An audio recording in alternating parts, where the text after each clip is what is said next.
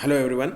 मोहित study IQ centre में आपका स्वागत है। आज हम सीडीपी का जो है मॉडल पेपर जो है 19वां सॉल्व करेंगे। इससे पहले जो है सीडीपी के 18 पेपर जो है अपलोडेड हैं, आप उनको जा कर के सॉल्व करिए। पेपर आपका जो है नज़दीक है, जितना ज़्यादा हो सके वक्त जो है पेपर में बिताइए। पेपर ज़्यादा से ज़्यादा सॉल्व करिए। अगर अभी भी आपके जो है 20 से 23 क्वेश्चंस जो है अगर सही हो रहे हैं और बाकी जो है 7 से 8 क्वेश्चंस जो है हमेशा गलत हो जा रहे हैं, तो मैं आपको सलाह दूंगा पेपर्स ज़्यादा से ज़्यादा लगाइए। ये जो है आपका 28 से 29 क्वेश्चन सही होने लग जाएंगे। ठीक है, कुछ जो माइनर गलतियां हो रही हैं उसकी वजह से जो है आपको जो है पेपर लगाने की मैं सलाह बार बार दे रहा हूं। अगर आपके मार्क्स 15 नंबर भी आ रहे हैं, कम भी आ रहे हैं, तो उनको तो बहुत ज़्यादा ज़रूरत है। जितने ज़्यादा से ज़्यादा पेपर्स हो सकते हैं सॉल्व करिए। ठीक है, थ्योरी पढ़ने का वक्त नहीं है कि आप जीन पियाजे देखिए। आपको देखिए जीन पियाजे में कुछ ज़्यादा नहीं है, 4 मूल सिद्धांत है उसके, वो आपको पेपर्स में 10 बार, आपको 10 पेपर में 10 बार आपको ये क्वेश्चंस मिल जाएंगे और सारी बातें जो है पेपर्स के दौरान ही समझा दिया जाता है कि क्या है। तो इसलिए पेपर्स बहुत महत्वपूर्ण है, सभी पेपर सॉल्व करिए। ठीक है, अगर वीडियो पसंद आए तो प्लीज़ चैनल को लाइक सब्सक्राइब ज़रूर कीजिएगा, अपने दोस्तों से भी शेयर करिएगा ताकि वो भी इसका लाभ ले सके पेपर्स का। ठीक है, आज का टारगेट रखते हैं 50 लाइक्स का। लाइक्स ज़रूर किया करिए भाई साहब, हमको भी थोड़ा सा मोटिवेशन की ज़रूरत होती है। मैं इसमें बीच में क्वेश्चंस जो पूछूंगा होमवर्क की तरीके से, तो उसका जवाब ज़रूर दीजिएगा, उसका रिप्लाई और कमेंट में बॉक्स में ज़रूर दीजिएगा। ठीक है, इससे क्या होता है, मुझे भी थोड़ा सा ये पता चल जाता है कि बच्चे किस लेवल तक बातों को समझ पा रहे हैं और मुझे क्वेश्चंस जो है नए डिफरेंट जो है क्वेश्चंस बनाने में आसानी होगी। ठीक है, तो रिप्लाई ज़रूर दिया करिए, इसमें कोई बहुत बड़ी चीज़ नहीं है। रिप्लाई देने में आपका जो है खुद जो है एक तरीके से आपका नेचर डिसाइड होता है कि आप किस व्यक्तित्व के व्यक्ति हैं, तो रिप्लाई देने में कोई बुराई नहीं है, रिप्लाई ज़रूर किया करिए। चलिए टाइम वेस्ट नहीं करते हैं, क्वेश्चंस पढ़ते हैं। बालकों के जो है व्यक्तिगत जो है विकास किससे संबंधित है? तो व्यक्तिगत जो विकास के लिए जो है विकासात्मक प्रतिमानों को उद्धृत करके सटीकता से व पक्के तौर पर भविष्यवाणी की जा सकती है। यह व्यक्तिगत विकास के लिए जो है पूर्वानुमान बिल्कुल नहीं लगाया जा सकता। यह व्यक्तिगत विकास के लिए जो कुछ हद तक जो है पूर्वानुमान लगाया जा सकता है, परंतु जो है सभी बच्चों के विकास की दर अलग अलग होती है और व्यक्तिगत विकास जो होता है अव्यवस्थित व सतत होता है। देखिए इसका सही जवाब क्या हो सकता है? इसका सही जवाब है सी नंबर। ठीक है, इस व्यक्तिगत जो विकास है वो कुछ हद तक हम पूर्वानुमान लगा सकते हैं, लेकिन सभी बच्चों के लिए जो विकास की दर होती है अलग अलग होती है। हम सभी जानते हैं कि विकास जो होता है वो वोम्ब टू टोम चलने वाला होता है, निरंतर निरंतर चलने वाली प्रक्रिया होती है। वोम्ब टू टोम होती है, गर्भ से कब्र तक जाती है। ठीक है, तो ऐसा नहीं है कि हम इसको जो है बीच में कहीं इसकी दर रुक जाएगी या किसी व्यक्ति का विकास ही रुक जाएगा या अचानक उसका विकास जो है इतनी तेज़ी से हो जाएगा अन्य बच्चे, ऐसा बिल्कुल नहीं है। एक समान गति से होता है लेकिन डिफरेंट डिफरेंट रूप में सबके ऊपर होता है कि किसी की मान लीजिए हाइट में कोई समस्या हो सकती है तो किसी के रंग में कोई हो सकता है, तो ये दर अलग अलग है। ठीक है, ध्यान रखिएगा। क्वेश्चन समझ गए होंगे, सिंपल है। नेक्स्ट क्वेश्चन क्या होता है? डैश समाजीकरण का प्राथमिक और समाजीकरण का द्वितीयक कारक इसमें से कौन सा है? बहुत सिंपल क्वेश्चन है, कई बार क्वेश्चन पूछा गया है। देखिए, परिवार और विद्यालय, मीडिया और परिवार, विद्यालय मीडिया, मीडिया व पास पड़ोस। देखिए मीडिया जो होता है और पास पड़ोस, आसपास पड़ोस होता है, जो समाज होता है वो द्वितीयक कारक के अंतर्गत आते हैं। वहीं पे जो विद्यालय, जहाँ पे बच्चा सीखता है, अपने जीवन के जो है महत्वपूर्ण टाइम जो है विद्यालय में ही गुजारता है, तो वो भी जो है द्वितीयक कारक होते हैं। मीडिया और परिवार भी, परिवार जो है इसमें प्राथमिक कारक होते हैं, ध्यान रखिएगा। तो इसके देखिए प्राथमिक कारक हमें पहले पूछ रहा है, तो परिवार और विद्यालय जो है वो इसके अंतर्गत आएंगे। इसका आंसर है ए नंबर। ठीक है, चलिए नेक्स्ट क्वेश्चन देखते हैं। लेव वाइगोस्की के जो है के अनुसार जो है अधिगम क्या है? ध्यान रखिएगा, उन्होंने पूछा है अधिगम है क्या। तो ये ज्ञान के निर्माण की एक प्रक्रिया है, यह दोहराव की प्रक्रिया है, ज्ञान प्राप्ति करने का एक निष्क्रिय प्रक्रिया है और यह उद्दीपन प्रतिक्रिया के संबंधों की प्रक्रिया है। तो देखिए अधिगम जो है, यहाँ हमें पता है कि जानते हैं कि हम अधिगम जो है वो एक सतत चलने वाली प्रक्रिया है, निरंतर चलने वाली प्रक्रिया है। ठीक है, बालक जो है, हम अब वाइगोस्की ने जो है समाज और संस्कृति के द्वारा ही सीखने का जो है उन्होंने कहा है कि समाज और संस्कृति के साथ तालमेल करके ही बच्चा जो है, ठीक है, अपना जो है जीवन में जो भी वैचारिक चीज़ें सीखता है वो समाज और संस्कृति के प्रभाव में आकर के सीखता है। तो हम ये समझ सकते हैं कि बालक जो है समाज के साथ अंतःक्रिया करके जो है बच्चे का जो है विचार, भाषा, इन सभी का विकास होता है। संस्कृति भी अधिगम में इसकी सहायता प्रदान करती है। ठीक है, मान्यताएं, वेशभूषा, खान पान, ये सब चीज़ें जो है बच्चों के जो है कहीं ना कहीं प्रभावित करती हैं। ठीक है, तो ध्यान रखिएगा। तो अधिगम जो है वह व्यक्ति के ज्ञान के निर्माण की प्रक्रिया है दोहराव की प्रक्रिया बिल्कुल भी नहीं है, ध्यान रखिएगा। चलिए ठीक है, नेक्स्ट क्वेश्चन देखते हैं। देखिए, जो समझाने वाली बात होगी मैं उसको समझा दूंगा, बाकी मैं ऐसा नहीं कि मैं हर क्वेश्चंस को ना बच्चों की तरह आपको बताऊं, इससे देखिए आपका समय बहुत वेस्ट होगा। पहली चीज़, मैं एक जो 30 क्वेश्चंस को मैं 1.5 घंटे में नहीं करा सकता, 30 क्वेश्चंस को मैं ज़्यादा से ज़्यादा 40 मिनट लेने की कोशिश करूंगा, बस इससे इससे कम ही रखेंगे। देखिए, आपको पता है, मुझे आंसर पता है, आपको हो सकता है मे भी इसका आंसर देते वक्त आप ए मार्क कर दें या बी मार्क कर दें या सी मार्क कर दें या डी मार्क कर दें और आपसे गलती हो जाए। जब मैं आपको आंसर बताऊंगा तो आपको ये तुरंत समझ में आ जाएगा कि आंसर में मैंने क्या गलती की है, किस वजह से हुई है। तो आपको कहीं ना कहीं इन सब का आंसर पता है, सॉल्यूशन तो आपको पता ही है, बस कहीं ना कहीं आप बस गलती कर रहे हैं क्वेश्चंस को समझने में। अब बस वही है, सीटेट के क्वेश्चंस में जो है समझने में बच्चों की सबसे बड़ी भूल हो जाती है। इसी वजह से जो है बच्चे जो है ध्यानपूर्वक, एक तो सबसे पहली बात, क्वेश्चन जो है ध्यानपूर्वक नहीं पढ़ते। आप सभी जानते हैं कि सीटेट में जो है एग्ज़ाम्स में अगर मान लीजिए 100 बच्चे बैठ रहे हैं, ठीक है, तो ध्यान रखिएगा इसमें से केवल 25 बच्चे ही पास होते हैं, बाकी जो है 75 बच्चे जो हैं वो फेल हो जाते हैं। इसकी सबसे बड़ी वजह होती है ये 75 बच्चे पेपर्स जो है 1 2 4 सॉल्व कर लेते हैं। इनको मान के चलते कि हमने तो किताब में नोट्स बना लिए एक एक पन्ने के, ठीक है, एक एक पन्ने, एक एक बात जो है टीचर ने बोली थी वो सब नोट कर लिया है। उससे आपका कुछ नहीं होता, उससे आपके विचारिक जो है आपके अंदर तर्क शक्ति, वैचारिक शक्ति का विकास नहीं होता। आप क्वेश्चंस को सुनिए गौर से, टीचर क्या बोल रहा है उसको सुनिए और फिर उसके बाद उसकी बात को समझने की कोशिश करिए, फिर उसके आधार पे आंसर को मार्क करने की कोशिश करिए। चलिए, ये क्वेश्चन बिल्कुल नया है, इसको समझते हैं क्या है ये। राष्ट्रीय शिक्षा नीति जो है 2020 ये प्रस्ताव रखती है कि प्राथमिक कक्षाओं के बच्चों को उनके घर की या स्थानीय भाषाओं में पढ़ाया जाना चाहिए, या प्राथमिक कक्षाओं में जो है शिक्षा का माध्यम एक तरह की भाषा का ही होना चाहिए, ठीक है, या शिक्षकों को जो है द्विभाषिक उपागम को प्रयोग करने के लिए हतोत्साहित करना चाहिए, या बहुभाषावाद को बिल्कुल भी बढ़ावा नहीं देना चाहिए। तो देखिए, बहुभाषा, जब पूरा देश ही बहुभाषी है तो बहुभाषी को क्यों नहीं बढ़ावा देना चाहिए, बिल्कुल गलत है ये चीज़, ठीक है। तो इसका सही जवाब देखिए, इसका सही जवाब है ए नंबर, ठीक है।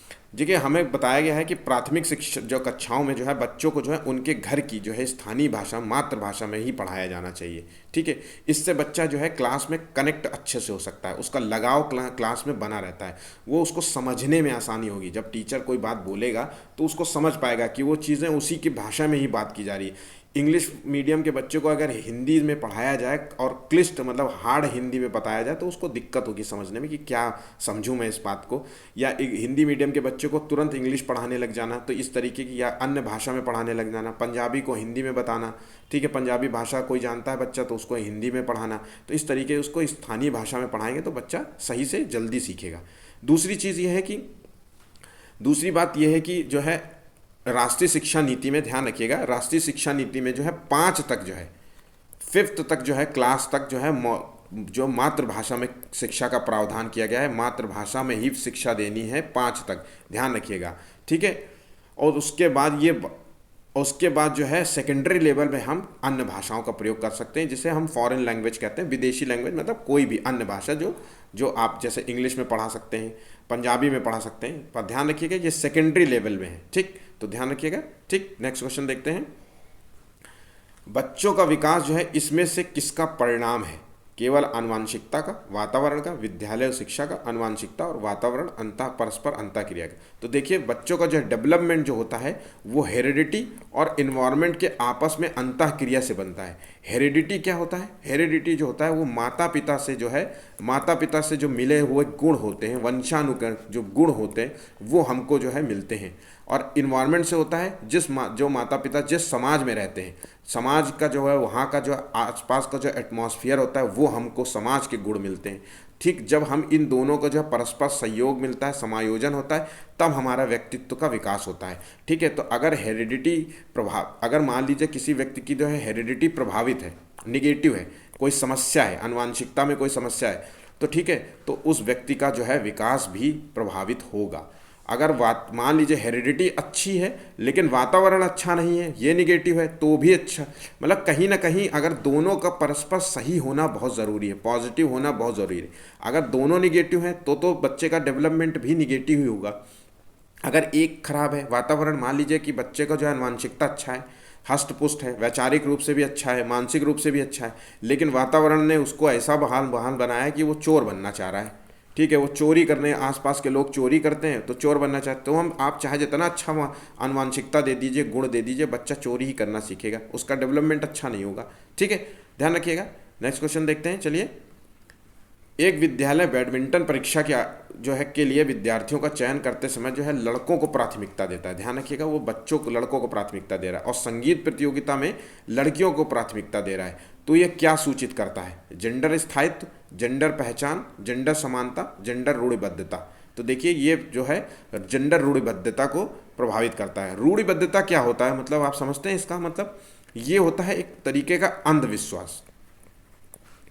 अंधविश्वास होता है जो जो जो जो गल जो गलतियों और अधूरी सूचनाओं को पर आधारित होता है। देखिए, अंधविश्वास जो होता है, जो किसी चीज़ की गलती कर रखा है और धीरे से वो दूसरे को टाल सिखा देता है, तो वो अंधविश्वास उसका जीवन भर बना रहता है। वैसे ही उसी तरीके से कोई अधूरी सूचना, इस तरह जैसे ये अधूरी सूचना पे आधारित है कि लड़कों को प्राथमिकता इसलिए देना चाहिए क्योंकि वो हष्टपुष्ट होते हैं, इंटेंसिटी उनमें ज़्यादा होती है, मूवमेंट ज़्यादा होता है, तो दौड़ भाग कर लेंगे और बैडमिंटन से हिट अच्छे तरीके से खेल पाएंगे। वहीं पे जो लड़कियों की जो आवाज़ बड़ी कोकिला टाइप की होती है, सुंदर होती है आवाज़, मधुर होती है, इसलिए वो गाना में उनको प्राथमिकता ज़्यादा दी गई है। तो ये जो है उनके जो है अधूरी सूचना पर आधारित है, उनके जो है उनके ज्ञान पर कम, और वो पुरानी सूचना जो पुरानी मान्यताओं पर आधारित है ना। ठीक है, तो ध्यान रखिएगा। नेक्स्ट क्वेश्चन देखते हैं। बालक के सामाजिकरण के में जो है अध्यापक की भूमिका को निर्देशित नहीं करता है। क्वेश्चंस में इन सब चीज़ों का बहुत बड़ा रोल है, नहीं करता है कथन। इस क्वेश्चंस को इस तरीके से, कौन सा सच है असत्य है, इस क्वेश्चंस को, ऐसे क्वेश्चंस को गौर से पढ़िएगा। क्वेश्चंस अक्सर ये वाले क्वेश्चंस जो हैं बच्चे गलत कर देते हैं। ठीक है, तो चलिए नेक्स्ट क्वेश्चन पढ़ते हैं, देखते हैं क्या है। तो ऑप्शंस पढ़ते हैं। वो शिक्षा के द्वारा बच्चों में सामाजिक सांस्कृतिक मूल्य पैदा करता है जो समाज में संस्कृति में मान्य होते हैं। ठीक है, समाजीकरण की भूमिका बता रहे हैं। समाजीकरण की प्रक्रिया को तीव्र गति प्रदान करने के लिए शिक्षक बालक को माता पिता से दूर रखता है। क्या समाजीकरण में माता पिता से दूर रहना जरूरी होता है? या वो स्कूल में जो खेल प्रक्रिया द्वारा सहयोग, अनुशासन, सामूहिक कार्य आदि सिखाकर समाजीकरण करता है? और वो स्कूल जहाँ विभिन्न समाजीकरण योजनाओं के द्वारा जो है बालकों को सामूहिक क्रियाओं में सक्रिय रूप से भाग लेने के अवसर प्रदान कर समाजीकरण करता है। तो देखिए इसका सही जवाब क्या हो सकता है? इसका सही जवाब है बी नंबर। सेकंड नंबर है, समाजीकरण की प्रक्रिया को तीव्र गति प्रदान करने के लिए जो है शिक्षक बालक को माता पिता से दूर नहीं करता। देखिए समाजीकरण की प्रक्रिया ही माता पिता से शुरू होती है, परिवार से शुरू होती है। तो परिवार से अगर किसी चीज़ की प्रक्रिया शुरू हो रही है तो उससे कैसे दूर कर सकते हैं? ठीक है, तो ये बिल्कुल भी गलत जवाब है। ठीक है, नेक्स्ट क्वेश्चन देखते हैं क्या है। मीरा का जो है अपनी सहेलियों में व्यक्तिक और सामाजिक समायोजन सबसे श्रेष्ठ है, उसके अनुसार इसका क्या कारण हो सकता है? ठीक है, तो मीरा बहुत अमीर घर से संबंध रखती है, या उसकी माँ जो है विद्यालय की प्रधानाचार्य है, टीचर है, मेन हेड है, हेड ऑफ द जो है स्कूल है, इसलिए ऐसा कर रहे हैं। मीरा पढ़ने में होशियार है, ये हो सकता है। ठीक है, मीरा की भाषा बहुत आकर्षक है। तो देखिए बहुत ध्यान रखिए कि यहाँ व्यक्तिगत और सामाजिक समायोजन की बात कर रहा है, तो इसका मतलब है कि मीरा जो है बोलचाल में बहुत अच्छी है, हम्बल है, काइंड है, नेचर उसका बहुत अच्छा है, वो दूसरे बच्चों से बहुत अच्छे से बिहेव करके बात करती है ना।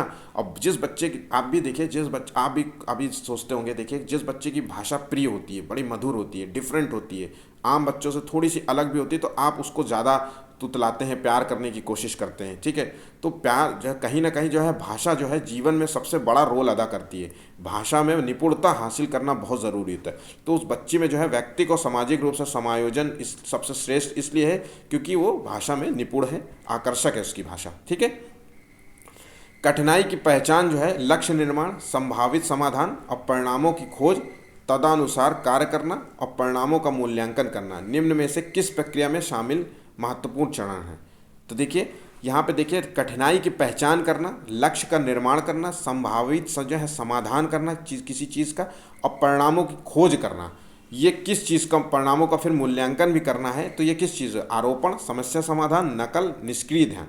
तो देखिए ये समस्या समाधान पर आधारित है, ध्यान रखिएगा, ये समस्या समाधान पर आधारित है, इसमें कुछ समझाने जैसा नहीं है। ठीक है, नेक्स्ट क्वेश्चन देखते हैं। बाल केंद्रित शिक्षा के समर्थक के तौर पर आपके अनुसार जो है निम्नलिखित में से किसका महत्व सर्वाधिक है?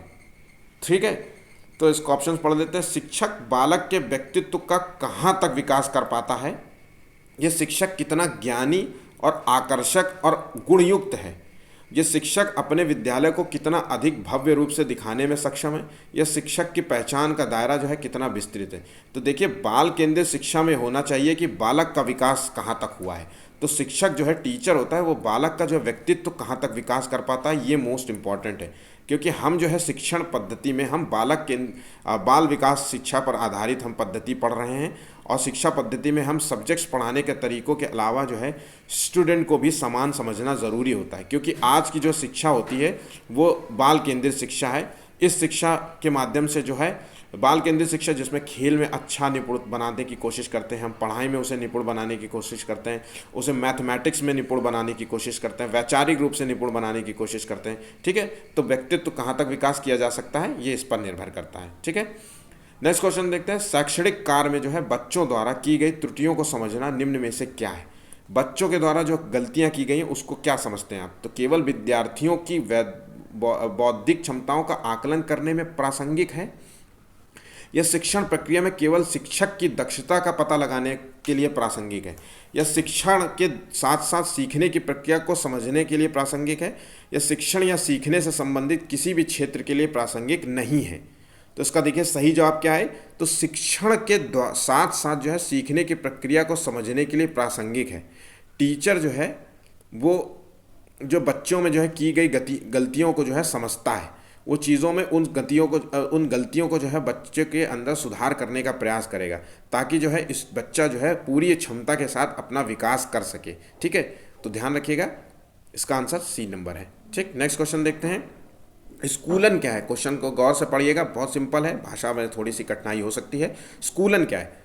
तो स्कूलन एक ऐसी प्रक्रिया है जिसमें चेतन रूप से मूल्य, ज्ञान, कौशल को बच्चों में एक औपचारिक स्थिति की रूपरेखा के अंतर्गत प्रदान करने का प्रयत्न किया जाता है। यह एक ऐसी प्रक्रिया है जो जीवन भर चलती है और उसके अंतर्गत ज्ञान, अनुभव, कौशल, अभिवृत्तियाँ सभी कुछ गुण आते हैं। और कुछ एक ऐसी प्रक्रिया है जिसके द्वारा अभ्यास और अनुभव पर व्यवहार में परिवर्तन संभव होता है के आधार पर। यह एक ऐसी प्रक्रिया है जिसका उपयोग जो है मानव व्यवहार में अभीष्ट परिवर्तन लाने के लिए किया जाता है। तो देखिए इसका क्या जवाब हो सकता है। तो देखिए स्कूलन जो होता है, स्कूल एक तरीके से इसका कहने का मतलब है स्कूल क्या प्रक्रिया। तो एक ऐसी प्रक्रिया जहाँ चेतना का विकास होता है, मूल्यों का विकास होता है, ज्ञान का विकास होता है, कौशल, बच्चे के कौशल का विकास होता है, हर रूप का विकास होता है। स्कूल में चाहे हम देखिए स्कूल में ना कुछ विशेष पढ़ाई करते हैं, कुछ सब्जेक्ट्स पढ़ते हैं उन सब्जेक्ट्स में मैथ हो सकती है, मैथ का विकास करते हैं हम, इंग्लिश का विकास करते हैं, ठीक है, अपनी बोलचाल भाषा का विकास करते हैं, ठीक है, सामाजिक रूप से हम सीखते भी हैं कि कैसे, अब जब हम 4 बच्चों के 60 70 80 बच्चों के साथ हम घुलते मिलते हैं तो हमें कहीं ना कहीं हम एक दूसरे को प्रभावित करते हैं, हम उनसे भी कुछ ना कुछ सीखते हैं। ठीक है, तो ये सारी चीज़ें जो हैं हम एक स्कूल में करते हैं, ठीक है, जो कि सामान्य रूप से आप घर पर पॉसिबल नहीं हो सकता। ठीक है, तो इसका सही जवाब है ए नंबर। ठीक, नेक्स्ट क्वेश्चन देखते हैं। कक्ष में जो है दृश्य श्रव्य सामग्री के संदर्भ में निम्न में से कौन सा असत्य है। ध्यान रखिएगा, यहाँ सत्य नहीं पूछा गया है, असत्य है। ठीक है, और देखने और सुनने वाली सामग्रियों की बात कर रहे हैं। तो देखिए क्या है, ये सामग्री जो होती है शिक्षार्थियों की रुचि को उत्तेजित रखती है। क्या ये गलत है। इन सामग्रियों को कक्षीय जो है कक्षा में इस पढ़ाई के स्थान पर प्रयोग किया जाना चाहिए, शिक्षण के स्थान पर प्रयोग किया जाना। ये सामग्री जो है मंदबुद्धि शिक्षार्थियों में अधिगम को सुलभ आसान बनाती है, या इन सामग्रियों के प्रयोग से जो है शिक्षण कार्य सरल हो जाता है। तो देखिए इसमें असत्य की पहचान हमें करनी है, तो आप इसका सही जवाब है बी नंबर। ये कक्षा के जो है स्थान, कक्षा शिक्षण के स्थान पर प्रयोग किया जाना चाहिए। देखिए द्रव्य सुनने और देखने जैसी सामग्रियों का प्रयोग करने से, जैसे कहानी वाली बुक्स लाना या मॉनिटर टीवी में कुछ ऐसे जो है बच्चों को जो है कहानियाँ दिखाना जिससे बच्चे जो है सुने कहानी, देखें। बच्चों में देखने और सुनने संबंधी जिससे बच्चों का इंद्रिय विकास होता है, इससे जल्दी बच्चे सीख पाते हैं, इंटरेस्ट बना रहता है, रुचियाँ जो है उसको उत्तेजित करती हैं, बहुत एक्साइटेड रहते हैं जब वो एक्शन कोई भी चीज़ को देखते हैं एकदम से, तो चीज़ें बिल्कुल उनको बड़ा मज़ा आता है देखने में, वो शिक्षण कार्य को सरल बना देती हैं। ठीक है, अधिगम को जो है लर्निंग जो है को सुलभ बनाती हैं, आसान बनाती है। तो इसका सही जवाब है असत्य, जो गलत है वो बी नंबर है। सना ने अपनी कमीज़ का बटन बंद करने और कलम पकड़ना सीखने से पहले जो है गिलास और बोतल पकड़ना सीख लिया है। तो उस उदाहरण को किस ओर संकेत करेंगे? एक आयामी, या जो है शीर्ष आयामी, या दिशा जो है अधोगामी है, या जो है उसका क्रम जो है अनिश्चित है। तो इसका सही जवाब है विकास की जो दिशा है वो अधोगामी है। ध्यान रखिएगा, विकास की दिशा यहाँ अधोगामी है। एक आयामी मतलब एक तरफ चलने वाला, ठीक है। बच्चा बस केवल एक ही कार्य कर पा रहा है और कुछ नहीं। शीर्ष मतलब बहुत सारे कार्य तो कर ले रहा है, ठीक है। और क्रम अनिश्चित हो, मान लो कुछ भी कर रहा हो, कभी ये कर रहा हो तो कुछ हो सकता है ये कर पा रहा हो और उसी के जैसा दूसरा कार्य न कर पा रहा हो, ठीक है। नेक्स्ट क्वेश्चन देखते हैं क्या है। निबंधात्मक प्रश्नों के द्वारा निम्नलिखित में से किस क्षमता का आकलन जो है संभव नहीं है? ध्यान रखिएगा, नेगेटिव वाले क्वेश्चंस पे बहुत फोकस रहिएगा, क्योंकि आपको मैं इस तरीके से निशान मारने को नहीं मिलेगा वहाँ पेपर में, ठीक। तो ध्यान रखिएगा, बहुत ज़रूरी है। एक क्वेश्चन ध्यान रखिएगा, एक लेके जाइएगा, ठीक है। चलिए नेक्स्ट क्वेश्चन पढ़ते हैं, इसको पहले फिर बताते हैं हम आपको। अर्जित ज्ञान से संगत तथ्य का चयन करना, स्थूल या सूक्ष्म दोनों स्तरों पर समस्या का समाधान करना, यह शिक्षार्थी जो है का भाषण कौशल का विकास करना है, या समस्या और मुद्दे के प्रति जो है आंतरिक अभिव्यक्ति का प्रदर्शन करना। देखिए, निबंध से माध्यम से जो है बच्चे का जो है तार्किक क्षमता का विकास होता है। बच्चा जो है अपने माध्यम से अपनी भाषा में चीज़ों को लिखेगा। अपना जो भी उसने अर्जित ज्ञान किया है, जो भी उसने उस चीज़ को सीखा है, मान लीजिए कि हमने एक कहानी सुनाई बच्चे को और उस कहानी हमने सुनाई और उस कहानी के माध्यम से अब बच्चा क्या है, उस कहानी को हमने कहा कि जाइए अपनी कॉपी और पेन में लिखिए इसका प्रयोग। तो वो बच्चा जो भी हमने कहानी से अर्जित किया है उसका प्रयोग करेगा। स्थूल और सूक्ष्म सभी स्तरों की पहचान करें, छोटे बड़ी इन्फॉर्मेशन जो भी उसको समस्याएं समझेगी, उसको सही लगेगी, वो सभी चीज़ों को उसको वहाँ नोट करेगा, ठीक है। शिक्षार्थी का भाषण कौशल का विकास होगा इससे, क्या, ठीक है। क्या भाषण कौशल का आकलन संभव हो सकता है? तो इसका सही जवाब जो है, जो नहीं है, वो है सी नंबर, ठीक है। ये भाषण जो कौशल होता है, ध्यान रखिएगा।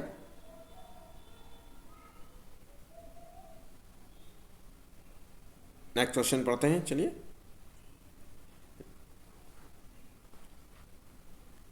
निम्नलिखित में से कौन सी विशेषताओं का समूह जो है प्रतिभाशाली छात्रों को परिभाषित करता है? शीघ्रता से सीखना, उन्हें याद रखना, सतर्कता, तुरंत उत्तर देते हैं, बारीकी से अवलोकन करते हैं, त्वरण के साथ बेहतर प्रदर्शन करते हैं। तो क्या देखिए, प्रतिभाशाली बच्चे वो होते हैं जिनका IQ लेवल जो होता है 140 से अधिक होता है, ठीक है। फिर भी और वो बच्चे जो होते हैं वो जल्दी सीखने में निपुण होते हैं, उनको याद करने में जो है निपुणता हासिल होती है, वो चीज़ों को जल्दी याद कर लेते हैं, रिकॉल कर लेते हैं, भूली हुई चीज़ों को भी जल्दी तुरंत याद कर लेते हैं, लंबे समय तक जीवन पर्यंत उनको वो चीज़ें याद रहती है, ठीक है। तार्किक रूप से बहुत अच्छा सोचते हैं, सतर्क रहते हैं, तुरंत उत्तर देने में निपुण होते हैं, बारीकी चीज़ों का अवलोकन करते हैं, क्वेश्चंस पूछते हैं, उनमें चीज़ों को गणना करने की क्षमता होती है, तर्क करने की क्षमता होती है, प्रश्न करने की क्षमता होती है, ठीक है, क्योंकि वो क्वेश्चंस को गौर से सुनते हैं। उनमें चिंतन शक्ति का जो चिंतन होता है वो बहुत अच्छा होता है। वहीं त्वरण के साथ बेहतर प्रदर्शन करते हैं, ठीक है। जब भी कोई टेस्ट होता है उसमें बेहतर प्रदर्शन करने का पूरी गुण जो है हासिल होता है, ठीक है। ऐसे बच्चे जो होते हैं निपुण होते हैं, गुणी होते हैं। तो इसका सही जवाब है 3 नंबर, ठीक है, सी नंबर इसका सही जवाब है। नेक्स्ट क्वेश्चन देखते हैं। पियाजे के अनुसार निम्नलिखित में से कौन सी अवस्था जो है बच्चा अमूर्त संकल्पनाओं के विषय में तार्किक चिंतन प्रारंभ कर देता है? देखिए, ये मैं क्वेश्चंस पियाजे से रिलेटेड मैं कई बार क्वेश्चंस करा चुका हूँ। यहाँ तक कि मैंने एक पियाजे से रिलेटेड जो है CDP की क्लास नाम का जो है, आप जाएंगे अगर प्लेलिस्ट में CDP की क्लास, उसमें आप पियाजे से रिलेटेड एक वीडियो देखेंगे। अगर आपको पियाजे से रिलेटेड कोई भी कन्फ्यूज़न है, आप वो जा कर के वीडियो देख लीजिए। ज़्यादा बड़ा नहीं है, 30 मिनट का वीडियो होगा, उसी के अंदर होगा और उससे आपको पियाजे से रिलेटेड सारे फैक्ट्स पता चल जाएंगे और क्वेश्चंस कभी गलत नहीं होंगे, ठीक है। मैं ये आप पर छोड़ता हूँ, आप पर देखता हूँ कि मैं आप लोगों को इसका आंसर कितने लोगों को बच्चों को पता है। बस नकल मत कीजिएगा, ऐसा न कीजिएगा कि आंसर दीजिएगा तो कॉपी से चेक करके देखिएगा आंसर, ठीक है। तो इसका आंसर आप दीजिएगा, ये होमवर्क है आपका और आंसर ज़रूर दीजिएगा। इससे मुझे कोई बहुत बड़ा इनाम राशि नहीं हासिल होगा, मुझे बस लगेगा, पता चल जाएगा कि बच्चों को कितना समझ आ रहा है चीज़ों को, ठीक है। तो ये क्वेश्चंस का जवाब ज़रूर दीजिएगा। आज का क्वेश्चंस जो है आप बताइएगा कि इसका आंसर क्या है, ठीक है। नेक्स्ट क्वेश्चन चलिए पढ़ते हैं। विशेष रूप से प्राथमिक स्तर पर विद्यार्थियों की सीखने संबंधी समस्याओं को संबोधित करने का सबसे बेहतर तरीका क्या हो सकता। देखिए, प्राथमिक स्तर पर विद्यार्थियों के सीखने संबंधी समस्याओं की बात हो रही है यहाँ, तो ध्यान रखिएगा। महंगी और चमकदार सहायक सामग्री का प्रयोग करना, क्या ये बेहतर होता है, या फिर सरल और रोचक जो है पाठ्य पुस्तकों का प्रयोग करना, या कहानी कथन पद्धति का प्रयोग करना, या अक्षमता के अनुरूप विभिन्न जो है शिक्षण पद्धतियों का प्रयोग करना, क्या होना चाहिए। तो देखिए, इसका सही जवाब जो सबसे बेहतर है, समस्या समाधान संबंधी जो है सीखने में संबंधी समस्याओं को संबोधित करने का बेस्ट है, अक्षमता के अनुरूप जो है विभिन्न शिक्षण पद्धतियों का प्रयोग करना चाहिए। ठीक है, देखिए सीखना जो पद्धति होती है, सीखना जो होता है वो जीवन पर्यंत चलता है। ठीक है, जीवन पर्यंत चलता है, आसान काम नहीं होता किसी के लिए। बच्चों के लिए सीखना एक जटिल प्रक्रिया होती है, बहुआयामी होती है, गतिशील होती है, इसलिए उसमें कई अक्षमताएं विकसित होती हैं बच्चों में। उस चीज़ को विभिन्न पद्धतियों के साथ प्रयोग करके ही बच्चों को सिखाना चाहिए। ठीक है, क्योंकि सब बच्चे अलग रूप से सीखते हैं। किसी की क्षमता जो है तेज होती है, किसी की कम होती है, कोई प्रतिभाशाली होता है, कोई समान होता है, कोई विशिष्ट रूप होता है। तो उन सब के लिए अलग अलग तरीके से आजमा करके उनको सिखाना पड़ता है। ठीक है, नेक्स्ट क्वेश्चन। क्वेश्चंस को गौर से पढ़िएगा। क्वेश्चन ना समझ में आए तो उन पहले क्वेश्चंस को अलग कर दीजिएगा जो इस जैसे क्वेश्चन सही ना हो। आपको लगता हो कि ये आंसर तो बिल्कुल नहीं हो सकता, या आपको लगता है ये आंसर बिल्कुल नहीं होगा तो इसको बेटा दो, ये आंसर बिल्कुल नहीं होगा तो इसको बेटा दो, ये आंसर हो सकता है तो इसको पॉसिबल है कि यह आंसर हो सकता है कि दो ऑप्शन में कन्फ्यूज हो, तो उन चीज़ों विचार करिए। ठीक है, क्वेश्चन देखते हैं। ये क्वेश्चन बढ़िया क्वेश्चन है। सुमेलित युग में है, क्या है?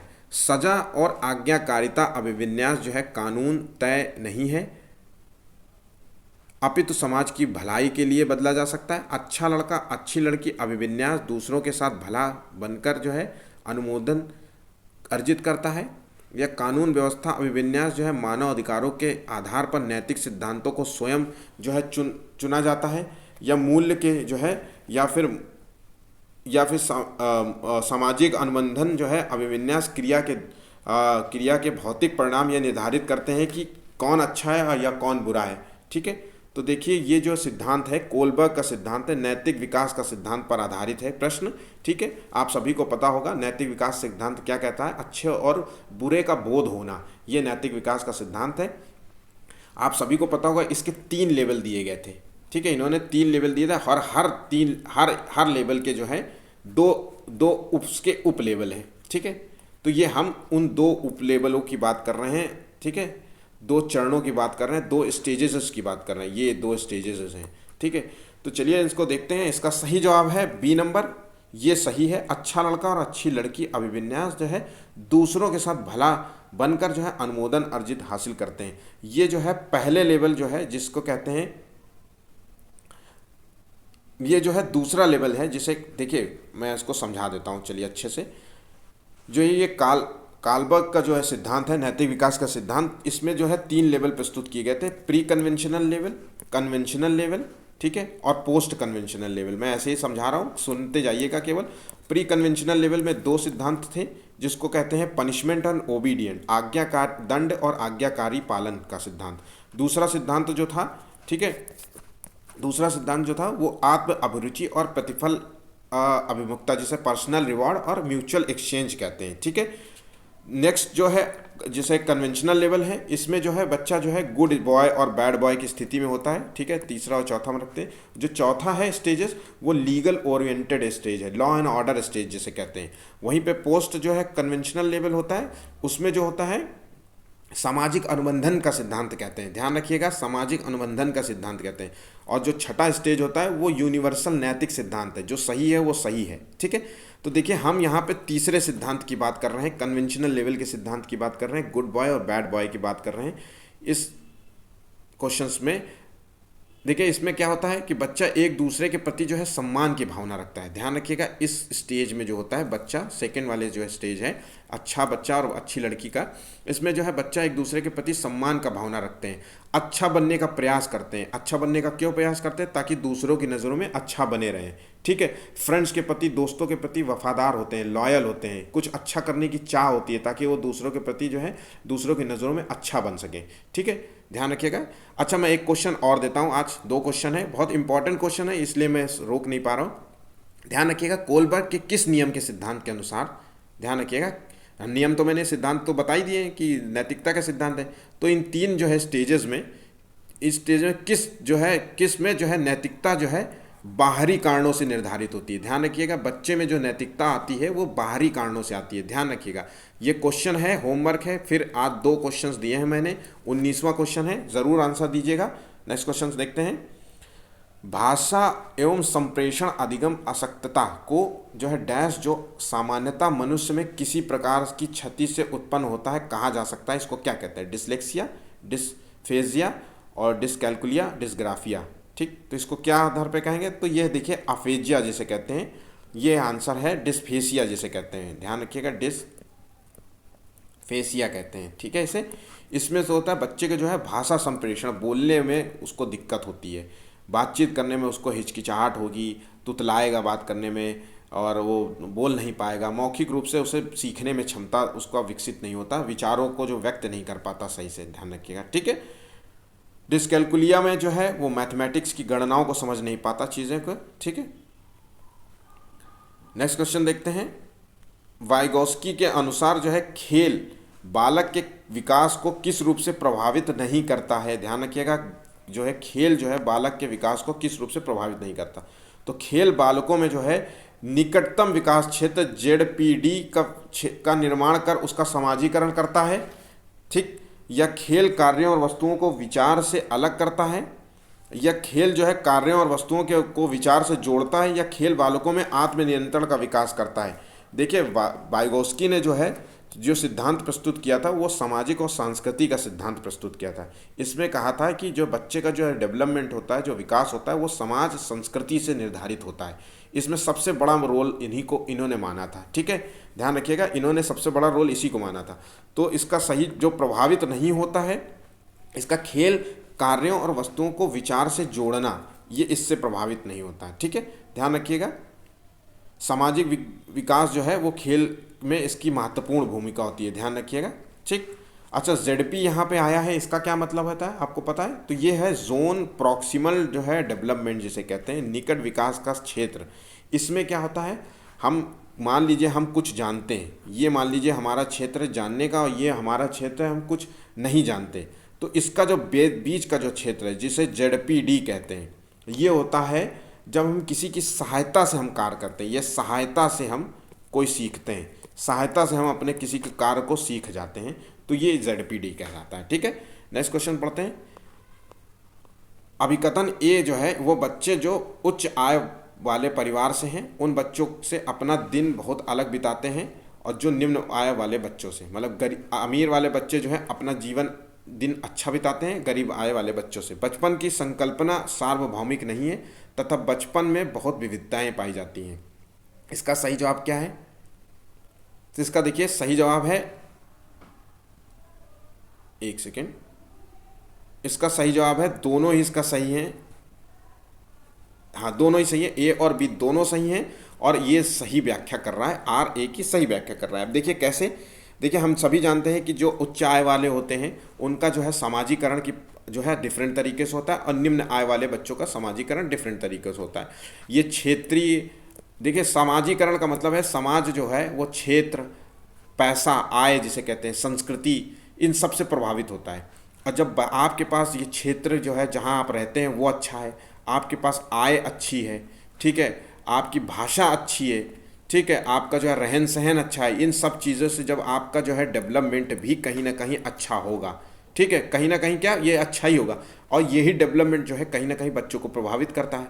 और वही चीज़ें ये जो है निम्न स्तर पे पाई जाती हैं गरीब परिवार के बच्चों में, ठीक है। ऐसे इसको एग्जाम्पल से समझ सकते हैं कि भारत के जैसे एक एग्जाम्पल से ले लीजिए कि एक इंडिया के बच्चे हैं, ठीक है, एक अफ्रीका के बच्चे हैं, ठीक, और एक अमेरिका के बच्चे हैं, ठीक है। अब देखिए आप इन सभी तीनों बच्चों का जो है विकास अलग अलग तरीके से हुआ होगा। सबसे अच्छा डेवलपमेंट हो सकता है कि अमेरिका वाले बच्चे का हुआ होगा। हम एक समान स्थिति लेके चल रहे हैं, एक बॉर्डर लेके चल रहे हैं, ठीक है, कि मतलब आय के हिसाब से हम मान लेते हैं कि ये उच्च किसका है, तो ठीक है, ये आय इनका अच्छा होगा।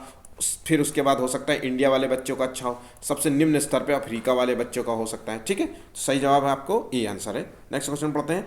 एक प्रगतिशील कक्षा में जो है अधिगम क्या होता है? तो प्रगतिशील कक्षा क्या होती है, इसको देखते हैं। अंतःक्रिया व संवाद द्वारा अधिगम कराया जाता है। यह शिक्षकों से अधिगमकर्ताओं द्वारा एक तरफा प्रसारण के रूप में होता है। यह निष्क्रिय अधिग्रहण द्वारा होता है। यह केवल अधिगमकर्ताओं की जिम्मेदारी है कि शिक्षकों की कोई भूमिका नहीं है, ठीक है, जो सीखे उसी की जिम्मेदारी है। तो इसका सही जवाब जो है वो अधिगम जो होता है वो अंतःक्रिया और संवाद के द्वारा होता है। जब हम सीखते हैं तो एक दूसरे से हम बात करके अच्छा सीखते हैं, कम्युनिकेशन हमारा अच्छा होता है, ठीक है। हम सामाजिक रूप से सीखते हैं। हम जब एक दूसरे से बात करते हैं तो हम कहीं ना कहीं अपनी जो है सोच का विकास करते हैं, ठीक है। अंतःक्रिया उसे संवाद द्वारा ही अधिगम अच्छे रूप में होता है, ठीक है। नेक्स्ट क्वेश्चन देखें, आर्थिक रूप से कमजोर वर्ग के, बहुत अच्छा क्वेश्चन है, ध्यान रखिएगा। आर्थिक रूप से इंपॉर्टेंट क्वेश्चन है, नया क्वेश्चन है, पूछा जा सकता है, मॉडल पेपर का जो है बहुत बढ़िया क्वेश्चन है। आर्थिक रूप से कमजोर वर्ग के विद्यार्थियों की शिक्षा के संबंध में शिक्षा का अधिनियम जो है अधिकार अधिनियम 2009 के खंड 12 के द्वारा जो है निम्न में से किसकी सिफारिश की गई? केवल सरकारी विद्यालयों में दाखिला की, निजी विद्यालयों में आरक्षण की, केवल व्यावसायिक शिक्षा का प्रावधान, या उसके लिए अलग विद्यालय?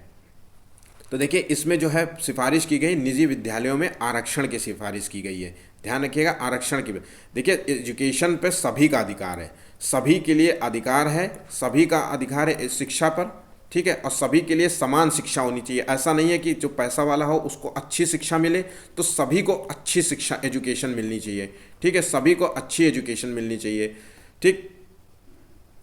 तो समानता की भावना को प्रबल करने के उद्देश्य जो है निजी स्कूलों में आरक्षण के, क्योंकि माना जाता है कि भाई जब हर बच्चा जो है सरकारी स्कूल में नहीं पढ़ पा रहा है तो वो निजी स्कूल में भी पढ़ सकता है, मतलब गरीब से गरीब का बच्चा भी निजी स्कूल में पढ़ सकता है। ये इस समय आरक्षण जो है वो आर्थिक आधार पर मिलता है। अगर आप गरीबी रेखा में आप हैं और आपकी आय कम है, बहुत कम है, तो आप आसपास के जो है कुछ जो है सीटें जो है निजी स्कूल में रखनी पड़ती हैं, 15-10% जो भी सीट रखनी पड़ती हैं, उसमें आप गरीबी कोटे में लेकर के आप अपने बच्चे का दाखिला ले सकते हैं और फीस बिल्कुल सामान्य रहती है, ठीक है। नेक्स्ट क्वेश्चन देखते हैं क्या है। निम्नलिखित में से कौन सी जो है रणनीति व्यक्तिगत मतभेदों को पूरा करने के लिए प्रभावी नहीं है? ध्यान रखिएगा, यहाँ व्यक्तिगत मतभेद की बात हो रही है और प्रभाविता जो नहीं होना चाहिए। तो अपने मौखिक और गैर मौखिक संचार पर विचार करना, या मतभेदों को पहचाने और सम्मान करें, विधिक शैक्षणिक मतभेदों का प्रयोग करें, छात्रों की कमियों को पहचाने और उन्हें ठीक करें। तो इसका सही जवाब है छात्रों की कमियों को पहचाने और उन्हें ठीक करें। यह व्यक्तिगत मतभेदों पर आधारित नहीं होती है। ध्यान रखिएगा, छात्रों में विभिन्न कमियां हो सकती हैं, ठीक है। इसमें क्या होता है कि व्यक्तिगत मतभेदों में बच्चों में बहुत सारी कमियां होती हैं। व्यक्तिगत मतभेदों में बच्चों के बहुत कमियां होती हैं, उसको क्लास में कंट्रोल नहीं किया जा सकता, जैसे क्लास में हर चीज़ को सिखाया नहीं जा सकता, ठीक है। तो ये ध्यान रखिएगा, इसका आंसर डी नंबर है। छोटे बच्चे ज्ञान की संरचना और अर्थ किस प्रकार निकालते हैं? सक्रिय अन्वेषण द्वारा, खेल द्वारा, पदार्थों पर क्रिया और प्रयोग द्वारा, सहपाठियों और वयस्कों संग सहभागिता द्वारा। तो इसका सही जवाब क्या है? देखिए बच्चे जो है ज्ञान की संरचना का विकास करते हैं वो सक्रिय अन्वेषण, जब आपस में बातचीत करते हैं, अंतःक्रिया करते हैं, क्लासरूम में बैठते हैं, 10-50 बच्चे लोगों से दोस्ती यारी करते हैं, बात करते हैं, उनसे कम्युनिकेशन सीखते हैं, तो चीज़ें बच्चों के जो है सक्रिय अनुक्रिया से जो है बच्चे अपने ज्ञान की संरचना का निर्माण करते हैं, कुछ नया सीखते हैं। खेल विधि द्वारा जो है समाजीकरण की प्रक्रिया तेज होती है, शरीर बल होता है उनका, मानसिक प्रक्रिया भी बढ़ता है, तर्क भी बढ़ता है। कहाँ मान लीजिए वो फुटबॉल खेल रहे हैं और गोल करना है, तो इनके अंदर एक क्षमता का विकास होता है कि वो कहाँ पे गोल करें, आइडिया होता है, चिंतन करते हैं इस चीज़ों के बारे में, ठीक है। पदार्थों पर क्रिया और प्रयोग द्वारा जो है बच्चों का जो है सहपाठियों और वयस्कों के संग सहभागिता, मतलब बड़े बच्चों के साथ या अपने दोस्तों के साथ या टीचर के साथ जो बातचीत करते हैं बच्चे, उससे सीखते हैं। तो सभी इसका सही जवाब है डी नंबर, ठीक है। नेक्स्ट क्वेश्चन देखते हैं, निम्नलिखित में से कौन सा जो है व्याख्या जो है हावर्ड गार्डनर द्वारा प्रतिपादित तार्किक गणितीय बुद्धि पर आधारित है?